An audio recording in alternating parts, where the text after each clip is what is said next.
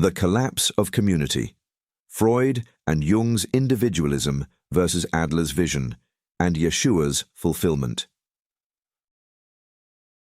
Freud and Jung's Individualism sabotages community, Adler's vision revives it. In an age where loneliness gnaws at the soul of society, where hollow digital likes stand in for heartfelt embraces, and where the once sturdy tapestry of community frays into threads of despair, we must ask, why are we so alone? The answer lies not solely in technology or fate, but in the psychological frameworks we've embraced, and, more deeply, in a spiritual truth that spans the ages. Sigmund Freud and Carl Jung, with their focus on the individual psyche, have shaped a culture of isolation, while Alfred Adler's call for community offers a counterpoint. Yet, the Hebrew Scriptures and their fulfillment in Yeshua, Jesus, reveal that this crisis is not new and that its remedy has been promised all along. The psychological roots of our loneliness. Freud and Jung, the triumph of the self. Sigmund Freud saw humanity as a cauldron of inner turmoil, id, ego, and superego locked in eternal strife, as detailed in his 1923 work, The Ego and the Id. For him, the individual was a solitary actor, wrestling with repressed desires in a world that merely shaped the stage. Carl Jung, in his 1959 book, The Archetypes and the Collective Unconscious, though he glimpsed a collective unconscious, turned it into a personal odyssey where archetypes guide the soul's private quest for meaning. Both exalted the inward gaze, whispering that salvation, psychological or otherwise, lies within. Their legacy saturates our culture. We're told to know thyself, to chase self-actualization, to excavate our depths, while the bonds that tie us to one another wither. Communities crumble as we prioritize the psyche's dark corners over the light of human connection. Adler, the unsung prophet of community. Alfred Adler rejected this navel-gazing, insisting that mental health and human purpose spring from Gemeinschaftsgefühl, a deep, instinctive community feeling, a concept he explored in his 1927 book, Understanding Human Nature. He saw us not as lone voyagers, but as social creatures, thriving only when we nurture mutual support and shared purpose. Adler warned that neglecting this truth breeds isolation and neurosis, a prophecy borne out in our age of digital disconnection. Yet, his voice was overshadowed by the louder doctrines of Freud and Jung, leaving us to inherit a world obsessed with the I at the expense of the we. The biblical vision, community as God's design. While Adler's insights into community are profound, they find an even deeper resonance in the Hebrew Scriptures, which have long emphasized the importance of communal life. The Hebrew Scriptures, Israel as a covenant people. From the beginning, God called a people, not just individuals, into relationship with Him.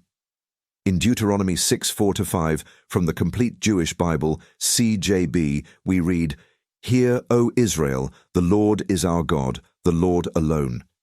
You are to love the Lord your God with all your heart, all your soul, and all your strength." Known as the Shema, this command is addressed to the entire community of Israel, emphasizing collective devotion.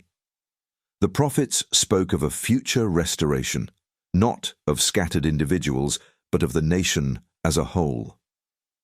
Ezekiel's vision of the Valley of Dry Bones in Ezekiel 37:1-14 CJB vividly portrays God breathing life into a fragmented people, reuniting them as a living community. In Jewish tradition, this communal focus is embodied in Klal Yisrael, the community of Israel. Prayers and rituals use plural language, and the sage Hillel warned in Pirkei Avot 2:4 from the Mishnah, "Do not separate yourself from the community." A spiritual crisis foretold. The collapse of community, then, is not just a psychological failure, but a spiritual one. The Hebrew Scriptures warn against selfishness and isolation, calling God's people to live as a unified light to the nations. When we prioritize the self over the collective, we stray from this divine design, a drift that Freud and Jung's individualism has only deepened. Yeshua, the restoration of community fulfilled. This communal emphasis in the Hebrew Scriptures finds its ultimate expression and fulfillment in the teachings and work of Yeshua. Yeshua's teachings, love as the bond of community. Yeshua called his followers to form a new community, the Church. In Matthew 16:18, CJB, he declares, "I will build my community, and the gates of Sheol will not overcome it." His teachings center on love and unity. "I am giving you a new command, that you keep on loving each other. In the same way that I have loved you, you are also to keep on loving each other. Everyone will know that you are my disciples by the fact that you have this love for each other," as recorded in John 13:34-35, CJB. This love is the foundation of a transformative community that fulfills the prophetic vision of a restored Israel. The early church, a living witness. The early church in Acts 2:42-47, CJB, embodied this vision, sharing resources, meeting daily, and supporting one another in radical unity. This was no optional add-on to faith. It was the tangible expression of Yeshua's redemptive work, fulfilling Ezekiel's promise of a revitalized people. Just as Adler saw community as essential for mental health, Scripture presents it as vital for spiritual health, and Yeshua as its restorer. The anti-community logic of modern church structures. However, despite this clear biblical model, many modern churches have adopted structures that inadvertently undermine this communal vision. Instead of fostering intimate, interconnected communities, they propagate an anti-community logic. The pastor as the central figure. In many churches, the pastor is positioned as the primary source of spiritual insight, delivering sermons to a largely passive congregation. This setup contrasts sharply with the early church's plurality of leadership and shared contributions, as seen in Acts 2:42-47 and 1 Corinthians 14:26, CJB. The result is a congregation trained to consume rather than contribute, to depend rather than discern. Small groups, extending the pastor's reach. Small groups, while well-intentioned, often extend the pastor's teaching rather than fostering true fellowship. Discussions revolve around a sermon rather than the diverse gifts of the body, as described in 1 Corinthians 12:12-27, CJB, reinforcing a hierarchy that undermines community. The cost, a congregation of strangers. Despite sincere efforts, this structure often hinders genuine connection, leaving congregants as spectators rather than participants. The biblical vision of a chosen people, a royal priesthood from 1 Peter 2:9, CJB, fades, replaced by a crowd united by a speaker but divided by a lack of shared life. A broader cultural echo. This modern church structure mirrors the individualism Freud and Jung championed, standing in stark contrast to Adler's community focus and the biblical ideal. Yet, hope remains in Yeshua's ongoing work to build his church on the principles of love and mutuality. The true meaning of ecclesia and its modern divergence. To understand how far we've strayed, it's crucial to revisit the original meaning of ecclesia, the Greek word translated as church. Derived from ek, out, and kaleo, to call, it refers to a community of believers summoned by God to live as a unified body. As noted in Strong's Exhaustive Concordance from 1890, entry G 1577. In the New Testament, ecclesia denotes not a building or institution, but a living assembly where every member participates in mutual love and service, as seen in 1 Corinthians 12:27, CJB. This vision portrayed a community of equals gathered around Jesus, empowered by the Spirit. Yet, the modern church has diverted far from this meaning.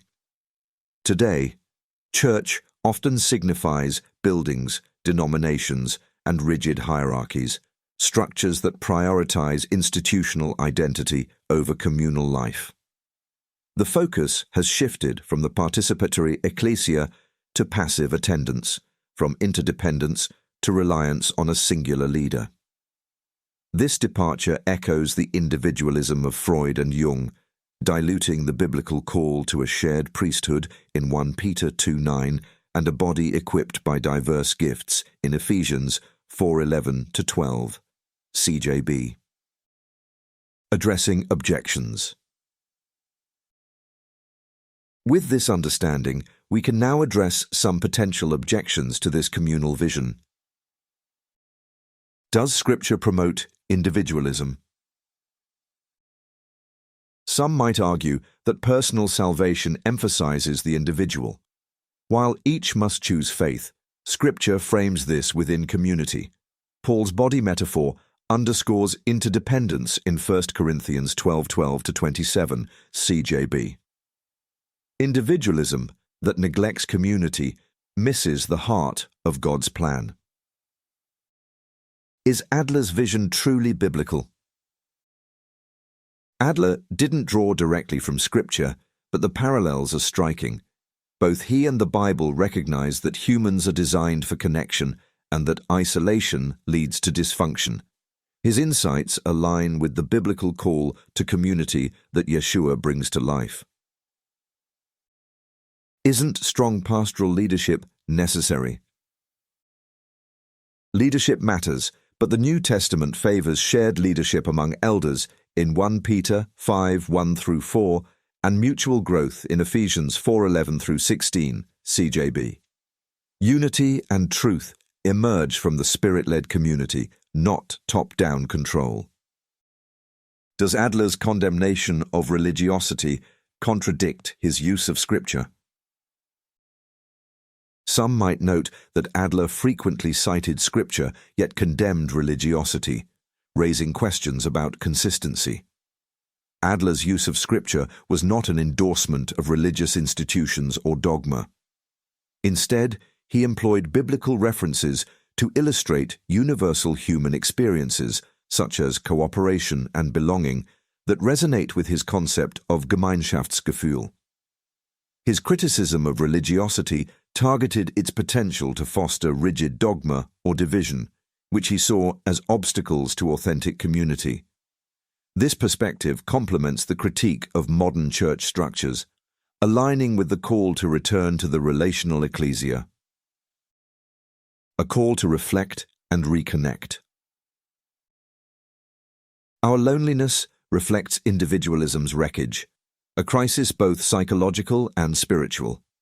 The Hebrew Scriptures point to restoration fulfilled in Yeshua, who builds a community where love reigns. As we consider modern church shortcomings, let us reimagine structures that reflect his vision of shared life. What steps can we take to rebuild the communities our souls crave? Explore these truths for yourself.